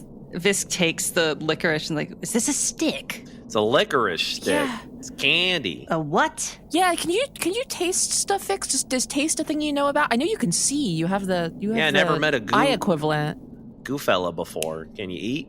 You've never met a goo fella before? You I've guys seen are this always loads of inside. us. Around the city doing things, though, not me. Oh. Oh, honey, is that what they told you? Who's talking to me? What's that? Nobody. You didn't hear anything. No, that's just a catty DM voice. I know this puddle is compelling, but everybody make a perception check. All right. Also, Dudu, does your head like pivot all the way around like an owl does? Absolutely. Hell yeah. I say, turning around. Your neck breaks and you die. See you later. Back to the green room. What are we rolling for? Perception? Perception, baby. Ooh, that was a Man, 6 for Dudu. I'm rolling bad. I got a 4. 21. Oh, excellent. Felicity, you very clearly hear the sound of a train. Ooh, train. I think Felicity's going to take a step outside at this point. It's a sound she's familiar with. It's probably not going to kill her. She's a little jumpy. You're alive, you know. You've been alive for a while. It's like when you first come back to life. You're always a little I jumpy. follow like an imprinted baby bird. Yeah. Visk reluctantly sloops forward, following them. They've lost any control of this. They didn't have any control of it in the first place. You hear that, Visk? It's a train. Do they have that in the office that you've lived in your entire life? Hey, fuck you! Got Oh, Ral, they're really taking you to the cleanest. Bloodshot says in your head. You didn't even notice I did you a favor. Hey, what's that? You see some fucking. Ooh, train. You see some stuff on the ground around the train, like cherry blossom petals alighting on the ground. There are a bunch of little tickets all around on the ground. Huh. I've read about trains, okay? Okay. I've read a lot about them. That makes sense. All right. I pick up one of the tickets off the ground. Yes, on the ticket reads in all caps on every single ticket, Rhyme Shell Transportation, Midnite Special, departing 12 a.m. to 3 a.m. tonight. That's rhyme, R-I-M-E, as in the frost formed from freezing fog, not rhyme as in rhyming. So rhyme shell as in the word you are familiar with. Rhyme Shell Transportation, Midnite Special, departing 12 a.m. to 3 a.m. tonight. Felicity, what does it say and what's its etymology? Rhymes hell. Yeah, it's a rhyme shell ticket. Midnight. Yeah, Felicity, you all know. Yeah. You all know Rhyme Shell. This is like Apple. This is like Nintendo, Microsoft. This is a brand. You guys pronounce it rhyme shell? I thought it was rhymes hell. Because we don't like to say it. No, go We're ahead. in hell. Yeah, that's Right? Yeah. Is that Visk, right? No, what are you saying? No, what? Tell them they're not in hell. You are not in hell? Well, Who told you that? I'm pretty sure we're alive now. I understand. Well, now where we're are you not in coming hell. from? No, that wasn't hell either. That's the underworld, the nethers. Wait, are they not the same thing? No, they're not. usually where hell kind of goes. Oh, we got a really bad branding problem. We really got to reactivate this brand. Yeah, so Felicity, you specifically though know Rhyme Shell. Like you're like in the way that like as you move through the world, perhaps as a freelancer or some sort of entity, you might interact with companies that in the past were merely abstract, and you start to develop personal feelings about them based on your interactions with them. You have personal particularities with this company. Felicity is a name you have a relationship with, a business relationship. Positive or negative? That is up to you. You have but like you were a business person. You would have done business with Rhyme Shell. Okay. Probably not. It was not whatever the situation. It was not one where at the end you were like, "Wow, they treated me really well." That was certainly a square deal. I feel like I had equal power in that relationship. Sounds like a necessary evil type Say of no place. more. Hmm. Yeah, I think I pick up the Rhyme Shell ticket and I turn it over in my hands, flip it over, and I say aloud to everyone else, "It's a Rhyme Shell ticket, but this place doesn't look like anywhere that Rhyme Shell would function out of." You turn back on the building and you see on those painting peeling, it says Scrub Fuck Station, but it does not say Rhyme Shell. However, on the side of the train, extremely rusted, just kind of like embossing, but on metal. Is that something? Sure. It says the Midnite Special. The Midnite Special. So do we live here now? He says through a mouth of black liquor. Pretty cool. Felicity, the sound of the train is getting louder. Maybe that's what I should be worrying about. And I'm going to flick the take it out of my hands. It does a neat arc and sweeps right back into your hand. Whoa, That was sick. that's a cool trick. Can you teach me that later? It does look like a trick. I wish that I could claim that I did that on purpose. I'm going to try to just drop it. It's like it's a yo-yo. It snaps back into your hand and actually like yanks you forward towards the car. Now, I've seen this. They're like, you have like wires or something. Up your I sleeve. No, this is magic. Oh, jeez. I'm going to try to... I'm actually going to turn to Visk and say, does this make any sense to you? Is there some sort of mechanism to this operation that I don't understand yet? It's a wire. Should I make like an Arcana roll or something? Yeah, sure. Come on, can I roll a little bit better than a fucking 3? Oh yeah. A 1! You rolled a 1? Yeah, bitch. I gotta buy new dice. What the fuck? Yeah, that train. Number 1, no magic is happening. Number 2, go into that train and getting on that train and investigating the source of that sound Felicity hears sounds like a bad idea. It's wires. I'm gonna look for some scissors on this train here. and do No, launch I towards don't it. think we should get on this train. I don't think what she did was. Well, where else am I gonna find some scissors? I don't think that was magic. I think she's doing something sleight of handy or something criminal. Even if I wasn't, I understand why you would feel that way. Where else do we have to go? Not in the mysterious friggin' train that just came here. You don't think they sent us here for the mysterious friggin' train? Admin, isn't this a little bit suspicious? No. I don't know. Isn't this your job? Have you never done it? Wait, have you never done this before? I've never even been up here before. I'm lucky I recognize a train. Wait, we're supposed to do something? Oh my god. I'm lucky there was pictures in the book I read about trains. Doo-doo just walks into the train. Oh, Yeah, Yeah, I follow Doo-Doo like a imprinted baby bird. God. excellent. like a binary star system. I love it. And Visk also walks in reluctantly. Yeah, you gotta keep your eye. So you step onto an abandoned passenger car. It is Ooh. old in here. It is rotting.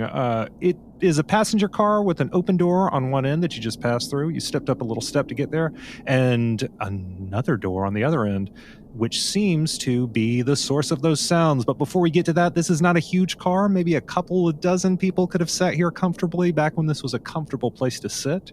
Now the leather seats are rotting. Their skin's cracked and the stuffing picked over by birds and whatever.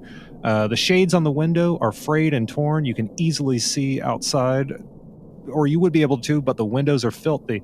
But you do hear something. From the other end of the car, it sounds like if somebody hadn't rolled really well and already knew that it was a train, this is where you would be finding out that it sounds like a train. Something big, moving steadily and quickly, mechanical. My God, it might just be a train. Ooh, shades. Fancy. What a dump. Yeah, I think Visk might have had a point about this thing. Thanks.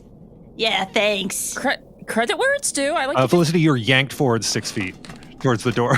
Yeah, I still am not in any way aware that Visk cleaned the water for me. I have no idea. Yeah, I know. That thing yanked you forward 6 feet. Wow. Yeah, towards the door. And again, you're being pulled towards the door. It is now like in your hand almost a little bit. It's sunk into your flesh a little bit, just like dragging you forward. Oh, the ticket? Steadily, yeah. Yeah, Pulling you yeah. towards the door at the other end. It's wires and wires. I'm still looking for a scissor. Dude, I'm getting suspicious. This is not normal. Mm. Felicity, where are you going? I want to run my claws over the palm of my hand. Can I get an edge of this, or is it completely embedded in there? You're doing this as you are being dragged forward, and you are to the door. Your hand swings open before you. You all see a bright green flash and hear the rush of air as all three of you yanked bodily forward Wow. into the train, into the next car. But what's that you say? There was only one car. I don't know. Better stick around. You cross the threshold from one car to another, and as you do, you all immediately feel colder. It's as though through your feet, you can feel the steady thrumming of a train in motion. This car is different from the last one. For one thing, it's dark with no windows, full of crates. But another thing is, it's new. Whereas the last car looked like it was at least like a century old. This could be a new car. Oh. It is dark in here. I think everyone can see in the dark, but you know who can't? The guy who's about to be called out at you. Who the fuck are you? Ah! Who goes there? It's so cold in here. Hello? Name yourselves, interlopers. It's just me, Doo-Doo, he says with his hands up. He drops the black licorice. Felicity Fairweather. I mean you no harm. I don't really know what's going on here. Do you live here? Do you live in boxes? Yeah, thank you. Thank you for the second question, underlining the first. No, I don't fucking live here. And a teen boy, adventure age, you know what I'm saying? Right on the cusp, drops out in front of you wearing overalls and a straw boater. He has the face of a hyena. Oh, he's fucking cool. That's right. Hail and well met, fellow traveler. Holy shit, I love your vibe. Doo-Doo is shaking because since it's cold the first time in his life, he's got cold legs. This has never happened to me before. What the? Ugh. Oh, shit, brother. Hold on. Let me grab you something. I got myself let me get you my cowering rag. And he grabs the blanket that he was hiding under before he revealed himself and tosses it. Is it still dark in here? Can you see us? Oh, no, I can smell you. I don't worry. I smelled the intent of your question, voiced to some sort of distant god, and yet perceived by me. Hazel. Thanks, Hazel. I wrap the big thing kind of around myself, toga-ish. So I have like a toga on a robe. It's a real mess. I'm gonna ask y'all again, but like in a less like combative way, but I am gonna use the same words. So, who the fuck are you? I'm Hazel. Can I hear those names again? I was stepping on them before. I'm Doo-Doo the Owl. Thanks for the robe. You're welcome. I am Felicity Fairweather of the Fairweather Trading Company. I'm so nice to make your You're acquaintance. fancy. Yeah. Well, I ain't never seen nobody like you. Maybe a little bit. Maybe a touch. Visk doesn't think that they should be giving out their information so willy-nilly to a stranger, so they go, I'm Xanthrax. Wait, is your name? I thought your name was Visk. Yeah, is that Visk short for Xanthrax? Yeah. Is Visk short for Xanthrax? Visk melts a bit into a puddle out of embarrassment. Oh shit, you killed him. Oh, well, easy come, easy go. They're just going to slink like underneath, like, is there like a little like, I don't know, like underneath a chair or something where You could hide under a box. Yeah, I'm just there's like a pallet of crates. There's definitely like a scalded dog under the front porch. You can hide out under there. I say to Planchette, I'm just going to hang out here, wait until they die, and then pick up the slack from there. So sorry, what was that? What'd you say under there? I get on my legs and feet to be like, come on out. And I take one of the licorice that's on the ground and start poking at Visk underneath it. Come on, we didn't mean it. Come on, You it's can not be going whoever to be. you want to be. I support you. What? Just try to introduce yourself to people, you know? It doesn't matter. This is a hick. It doesn't matter if he knows who you are. It's fine. Okay, yeah. It's super funny that you said Xanathar, though. You really stuck it to that piece of shit. Yeah, that would have been funny. anyway. No, it was. You did great. Honey, you're doing great. You're doing great. Thank you. Nobody else can hear me, though. Remember, don't respond. You'll sound insane. Visk slinks back out and just Yeah, there reforms, you but go. is visibly slouching way more than humanoid form normally would. I'm Visk. So what y'all doing? How'd y'all get y'all pick up one of them tickets? She did. Yeah, I didn't. I think I'm going to show my palm to him. You do, and he says, I assume there used to be a ticket there. I flip it around so I can see it's that gone. there's not a ticket Yeah, there there's any no longer. ticket. Speaking of things that aren't there any longer, the door to the door that you came through is gone. Well, we just came through the door. Hey, wait a minute. You absorb things too. What? Yeah, I guess I do now.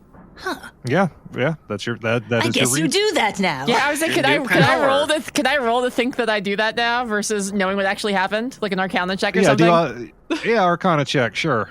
You fight jacked up beasts, you absorb things. I guess you do that now. When do we get to fight jacked up beasts? Any second now, I assume. I'm gonna kill you all with different rocks. It's very courteous of you. Well, you deserve a fresh rock. 7.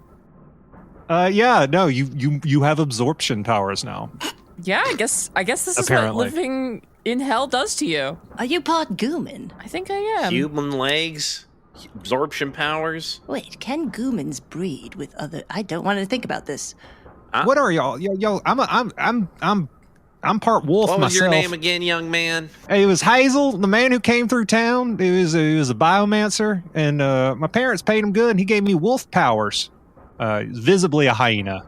I was just about to fully- ask if you were first generation biomanced or That's not. right. We have some for the Giga chickens, but like that's mostly, we don't. Oh yeah, that's different though. Livestock biomancy is not the same as human biomancy. Yeah. Of course. Giga chicken bucket. Yeah, I mean, really, once you get them going, you don't like the guy cast a spell on them a long time ago. Now they just do their own thing, separate species. They lay the big eggs, right? Oh yeah. Well, interesting. You should ask. More of a clutch than like a single large egg. Wow. It's kind of like Giga chicken caviar. Wow. Mm-hmm. Oh yeah, that's our stock and trade, or it would be. Nobody comes through Scrubfuck no more. It ain't a town for dreams. Why not? Because it sucks now. Everybody just leaves. People are always just running off. What do you mean no one comes through here? We're on a train. Yeah. Isn't this train going there? Where do y'all think we are? Train. Well, we were at Scrubfuck Station. Actual hell. Uh-huh. Actual hell. Uh-huh. No, I think I just got out of there. I think I'm No, on some it's kind not. of weird It's not it. train. We're on train. Yeah, I don't. Anyway, I'm not. I don't think this does not just the climate. I mean, I'm locally sensitive to the whims and changes of the weather, and this is not within the range of what I would assume would be normal for my own hometown that I grew up in. Well, where are we?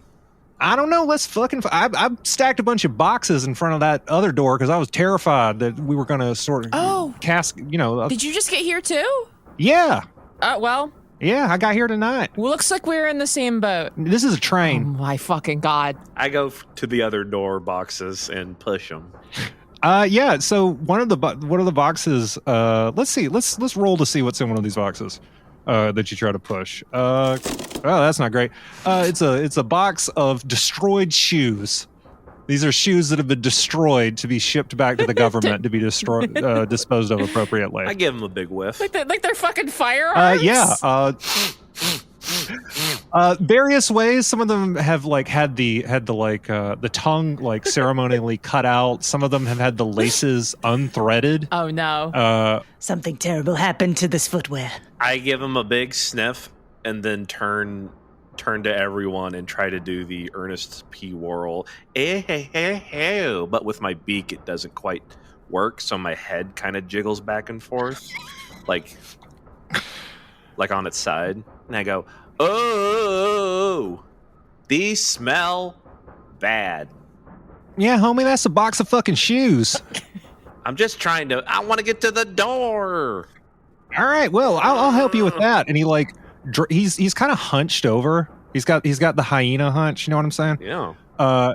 And he puts his shoulder against. You might want to give me a hand with this fucking box. I've been trying. I'm pushing against in the wrong direction. Sorry, and You are pushing it against the door. I am pushing it, and I go where the hyena hunches and go for it with them. Yeah, it makes a strength check. Athletics specifically. Sorry. That's 13.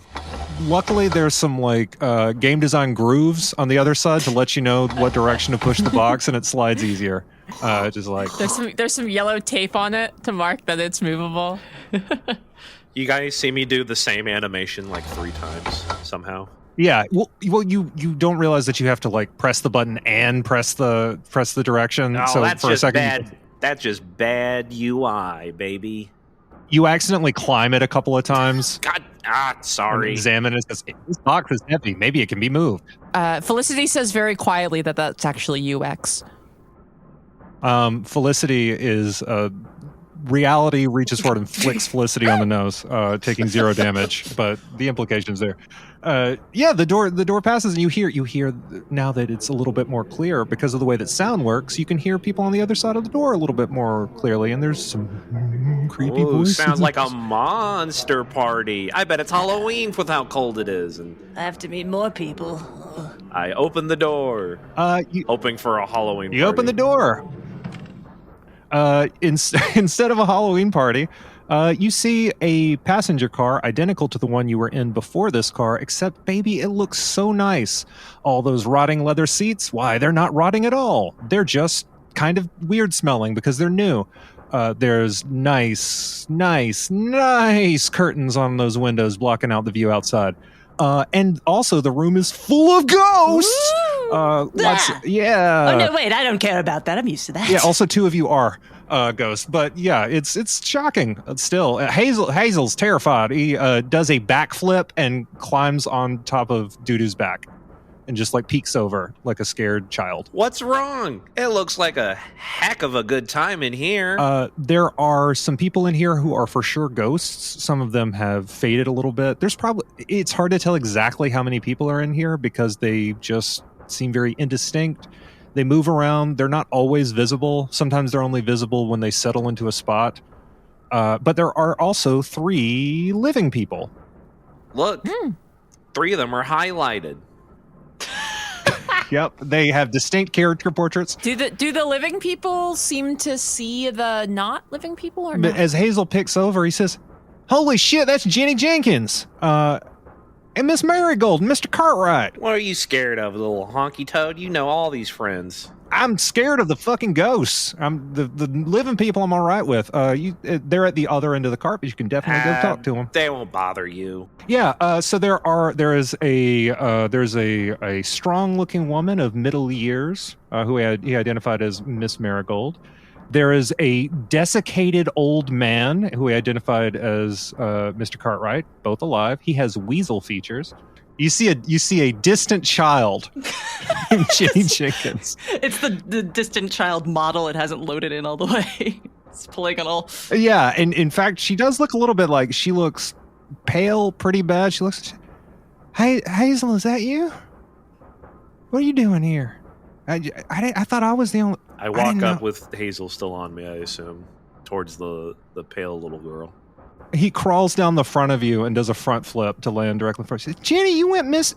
I thought you was gone. You ran off a couple of years ago." Just behind Hazel, I go, "Sick," and then like slap his hand while he's not waiting for it. Like give him a high five he wasn't ready for. He was like, you get from riding on your back and understanding how your musculature moves, and like also picking up your whole vibe. He has a hand there ready for it. He just like dips it up. Perfect. Everyone's friends but me. Oh. No. He hears that and he turns around and he says, "I'm sorry. I haven't given you a fair shake. It might be because you tried to lie to me when we were introduced and were immediately called out, but it's all right." That's really unfortunate because it would have worked if my compatriots did not call me out on that because I actually have a really high deception roll. I didn't know you were lying. You gotta work this stuff out with us first, Visk. God, you people It's called teamwork, honey. are so dumb. No, great first step, honey. You're killing it. Yeah, I'm very sorry about Bubble Boy, but it's very nice to meet you. And is this the arrangement with the train? It's got the dead people and the alive people on it. Is this a normal, for lack of a better word, scrub fuckery? Sorry, I'm just having a brief reunion with my friend who went missing for the past couple of years. Just 1 second. I swear to God, I'm gonna get to you in just 1 second. Oh, and I'm the one that can't read the room. I'm the one that can't read the room. I didn't realize. No, You know what? Actually, hold on a sec. He takes out a small pad of paper and he writes a 1 on it and hands it to Visk, and then a 2 on it and hands it to Felicity. He said, "I'll be with both of you in just 1 second. Just a moment." I'm just gonna crush mine and throw it away. All right, well, you'll lose your place in line, he says, turning back around. Dude picks it up. Yeah, dude. Oh, you don't need a number with me, homeboy. Gives you another high five. Hell yeah. Jenny, you went missing a couple of years ago. She says, "No, it was this very night. It seems we have some kind of discongruity in what we think time is." All right, sorry. He turns back. He said, "What was it?" Damn, she fucking nailed that one. She got that one in one and answered all my questions. Yeah, it's crazy how that happens.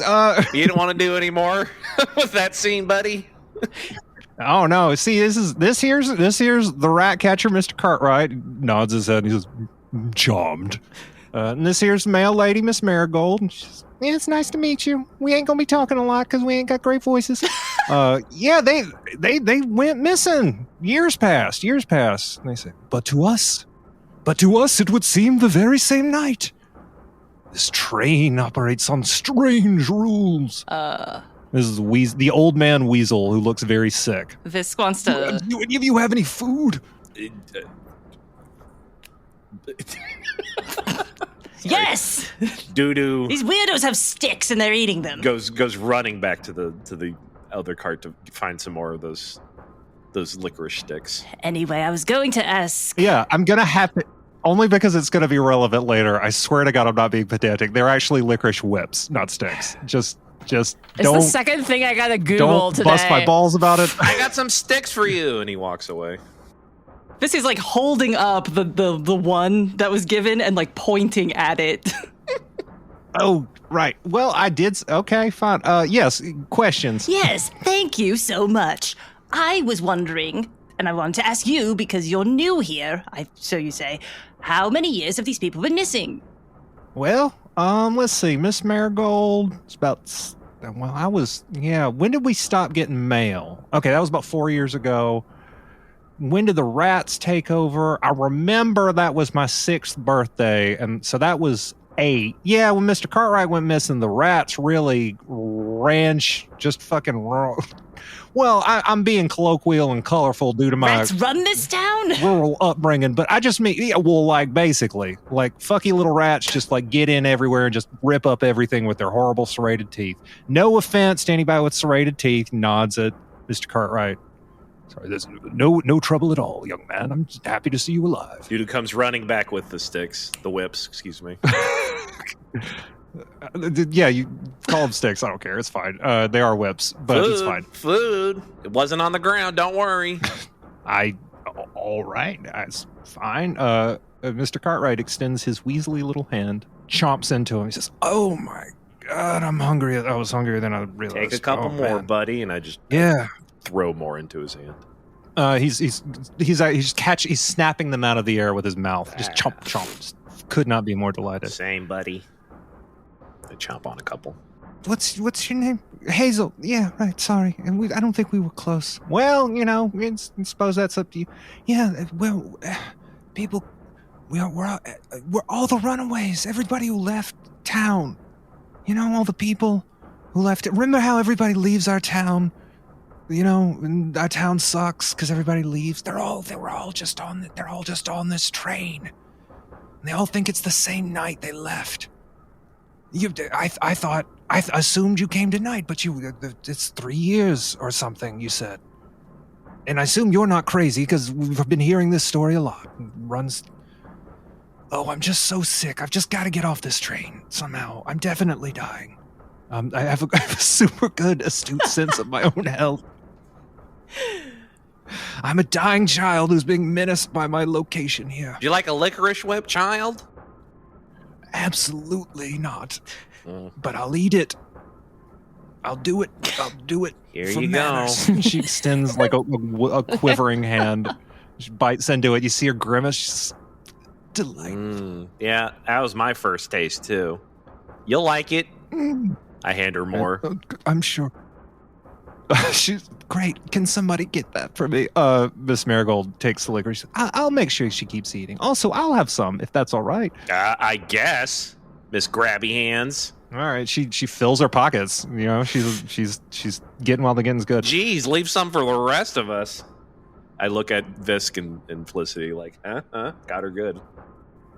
Yeah, you really stuck it to me, a dying child. Okay, everyone, we are here to investigate some sort of necromantic doings. Does anybody know anything about any weird goings on with the dead, given that you are dead? Most of you. We're dead? Gotcha. Oh, God. Sorry, I was a bit of a prankster in life. Oh, my God, you got me. I was about to have a fucking aneurysm. All sincerity, I mean, I don't think it's a good idea, but if you want to see some weird shit, look out the window. I was thinking of that. Yeah. All I need to hear, Felicity, is press up against that window. Okay. Same for Doo-doo. Okay, everybody. Okay. So yeah, there's window shades, but they're all pulled tight. Everybody else looks away as you approach the windows, with having declared this intention. Okay. What do we see? Are you opening the window shade? Yeah, I'm going to pull them open. Okay. Everybody. Well, I say everybody. Just just Felicity and Dudu make a wisdom saving throw. 11. Okay. 20, not natural, Wow. just 20. Okay. So as Felicity throws open the shade, you all look out the window and you all see something different. Dudu, it looks like you're falling. It looks like it feels like looking out the window, you feel like you are falling. You feel like you're falling, and every time you're about to hit the ground, it turns into the face of somebody from Ghost Town who faded away to nothing, and you remember losing them over and over and over. You're falling, and it's like you shake it off. This is like getting in you, and you look away because it just like fucking hurts to look at, but not physically because you look away in time. Whoa. Head trip, man. Yeah, Felicity, you see a mouth. The entire horizon is a mouth filled with jagged teeth slamming shut on your field of vision over and over and over. I pull those curtains shut. It's too late. Roll a d4 You got you it. start to feel the flesh pulling away from your bones. 2. Take 2 damage. All right. Visk, you see gray. You see gray emptiness that you know to be the psychic wastes that lay to the north of Ghost Town. It is not good for people to look at that. You're fine though. Oh, you don't want to look at that. Oh, no. Like, Visk makes sure that the curtains are drawn.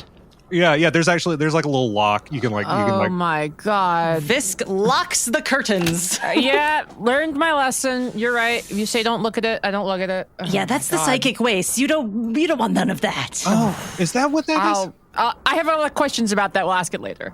Wait a minute. Why are we in the psychic wastes? Anybody? You look around a car full of abducted rubes, many of whom died here, and you look for an answer. I need to find the conductor. This is just crazy. Oh God. I hope you don't. Why not? Well, he's at the front, right? Wait, what? Sometimes when we hear voices, when somebody's, it's the other missing ones, the ones who I've never seen. One of the ghosts is like approaching you. It's kind of like pulling himself together and getting a little bit more opaque. It's like, I've never seen it myself, but some of the old timers, they say that before, when somebody's, after they die, the ghost just comes back here. We used to think this was hell, but then the people kept coming and something else is going. You say that's not hell. That's something else. So, No. Hell's cooler, man. No, that's good to know. don't listen to them. They're not from hell. I'm from there. It's not hell, first of all, but I'm the one We from live there. in the same neighborhood. I was born there. You're the tourists, okay? Shush. I don't remember signing up to go to hell where you live and are from. It's not okay. I'm talking to this nice ghost over here who's actually trying to be helpful. So, Fine. what were you saying, sir? Jeez, people. Like some people fade away, the last thing they do is they just move ahead on the train and we never see it again. It's like they're walking downstairs we can't see, but forward. Oh, I know that trick. I could probably do it even better with like my human legs now. Watch. And I would give anything to see that. he turns fully away from this. Look at you. No, look, check it out. Come on. He drops into a squat and like puts like his 2 fingers together and puts them in front of his mouth, like fully concentrating, like he's ready to look at this. Dazzle me, Birdman. In one of the, I'm assuming, kind of shallow. Yeah, there's like benches. You could definitely do the bit. Yeah, they're like there's not enough room to do what I'm going to do, but I try it anyway in front of some ghosts. Make any deception check. I do the old like walking back behind the couch thing, but look like I'm going downstairs. Or Oh yeah, something. fully. Make a deception check though, to see how what well. I'm I'm describing it. My deception check, 10. It's like the ones right in front of you see it, and like this ghost knew you were going to do a trick, but it's like it's not bad. It's not bad. And it's shallow, so I kind of get stuck. I kind of just hit the wall and go, what? If there was more room, I could do it better. I had a nickel. really need like a couch. Oh boy, you're taking it back. I really just need a couch or You something. should see him do it behind the long couch at the Sensatium. Wow. Yeah. Oh. Gets a laugh out of everyone every time. What's the sensation? We don't have time to important. answer that. That sounds like something that was from an earlier episode that hasn't been reestablished in the canon. Should probably not keep referencing it. We're not gonna explain what the fuck it is. See, this is why I'm confused about how I've never left the office. Wow, you can't do in media res here. I see how it is. Whatever. I'm going to go to the next car. Dudu's saying we as he walks towards the car. We. Yeah, it's locked. Oh. So you try to open it. But if Felicity, this is not a very good Yeah, I lock. was gonna say, Felicity, you know about locks, don't you? Yeah, let's take a look at this. Yo, Licity. Think Let's you can find get out. this one? That's our nickname. Yo, Lissy. God. Yo, Wow, Ulysses. you're killing it with Doo-Doo the Owl, Felicity. Me and Doo the Owl are really tight. I fucking... We're tight. Me and Ulysses go back. I get it. You're friends. We go back to a place that we're not allowed to reference because it's from a non-canon episode. The sensation. You were a lot nicer to me in those non-canon episodes. You gotta earn it. This is real. This is your relationship's gonna start in You the were dirt. a so you lot can grow it. kinder. Oh, you don't get all. It's just like a buddy cop movie. In the front of the camera, in the front of the camera reality series part, Dudu's there and it has like his name and the bug at the bottom. I go, I am here to make friends. The camera is like, how did I get here? I'm so scared. Don't think about it, cameraman. And I snap and we're back into the real world. What do I roll against to pick a lock? First off, how are you picking this lock if you weren't? I'm doing the classics. I am alive and I have my claws and I'm going to get them in there and see if I can knock those tumblers up and open that thing up. Okay, great. So this is something you got a lot of familiarity with. Let's go ahead and call this sleight of hand. No stealth. No investigation. There it is. All right. Mamma mia. 16. You get your claw in there, you're listening. It's not a very good lock. This is something that this is probably like a single-toothed key, whatever conductor. This was just to make sure that people don't get into the kitchen, which as the door swings open, you see there's a kitchen. Great, more food. Ooh. Yummy, yummy. God, I really am surprised I was starving. Says the weasel as you leave the cart. Hazel says, I'm gonna hang back here with Jenny, if that's all right. I'm a little bit worried about her. Plus, I can't see in the dark Yeah. like y'all can. Is there like I can assume there's food here, right? Well, let's find out when I read the description of the kitchen. I can't You wait. step into the kitchen. Felicity, make a history check. Okay. Just to find out if I know about the concept of a kitchen. 16. 16. So, Felicity, you would know this would have been an extremely modern and top-of-the-line kitchen car a century ago. There are no windows in the car. It's pretty dark. Starting on your left, there is a trash can stuffed with licorice wrappers that you can see from here. And past that, a wide wooden surface kind of hanging down on chains like a Murphy bed that has some covered in long scratches. Looks like it might have been used as a cutting board. To your right are some crates and barrels. Then a stove with an elaborate metal awning hanging over it. In the back right corner of the room, distant part of the room, there is a phonograph horn hanging down from the ceiling. The room smells bad. It smells like bad wine mixed with sweat. Pooey. Mm-hmm. Can I instinctively just see if I can find a light switch? I know we can all see in the dark. Yeah, but you can reach around. I reach around. Okay, light switches weren't invented 100 years ago. There's nothing. Got him. Rack 'em. Yeah, sorry. Well, I just reached around for nothing. Is there perhaps like a torture sconce around here? I'd like to reach around for a torture sconce.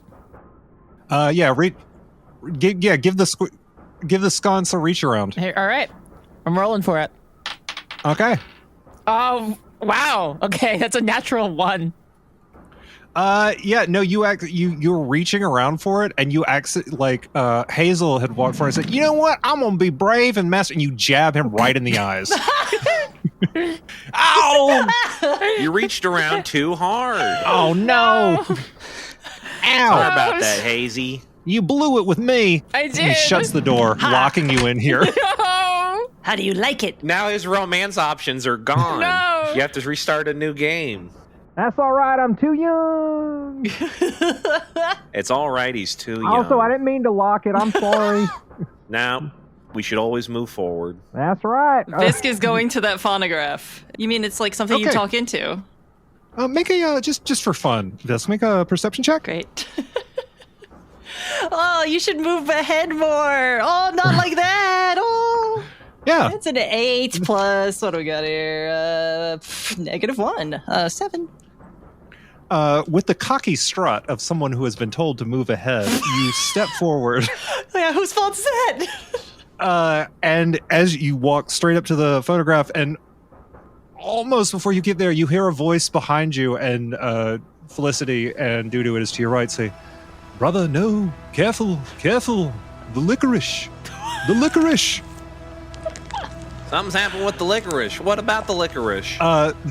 You are lifted up into the air by whatever your throat would be, as something catches around your neck and pulls you up into the air. Make a what'd that be? Make a strength. This, oh, great! Just for those spots. Wonderful. Yeah, you're good on those, right? 16. Okay, so Jesus Christ, so possibly just really kind of pissed off that you take initiative and are immediately punished for it. You reach up and are able to get your gooey little fingers between whatever this is and your own neck and pull it apart. You fall to the ground. We're gonna roll for initiative, but first I wanted everybody to do that while I describe what had you. Looking up, you see at first it couldn't be a huge, plump pair of lips. Wild and intriguing, but then it starts to move, and your dark vision kind of settles as you realize what you are looking at is an enormous red pair of lips made of licorice that has woven itself together, that is hanging down from the ceiling by black licorice. Whatever is in that mouth is unpleasant, and you don't want to be anywhere near it. Dudu to your right, a pickle barrel labeled Octasio Sourgum's Industrial Pickles. The lid rattles and pops off, and a creature made of dozens of pickles floating gathers itself up and extends Rayman-like hands towards you and says, "Brother, look out for the licorice." Wubbada wubbada, huh? What? Let's roll for initiative.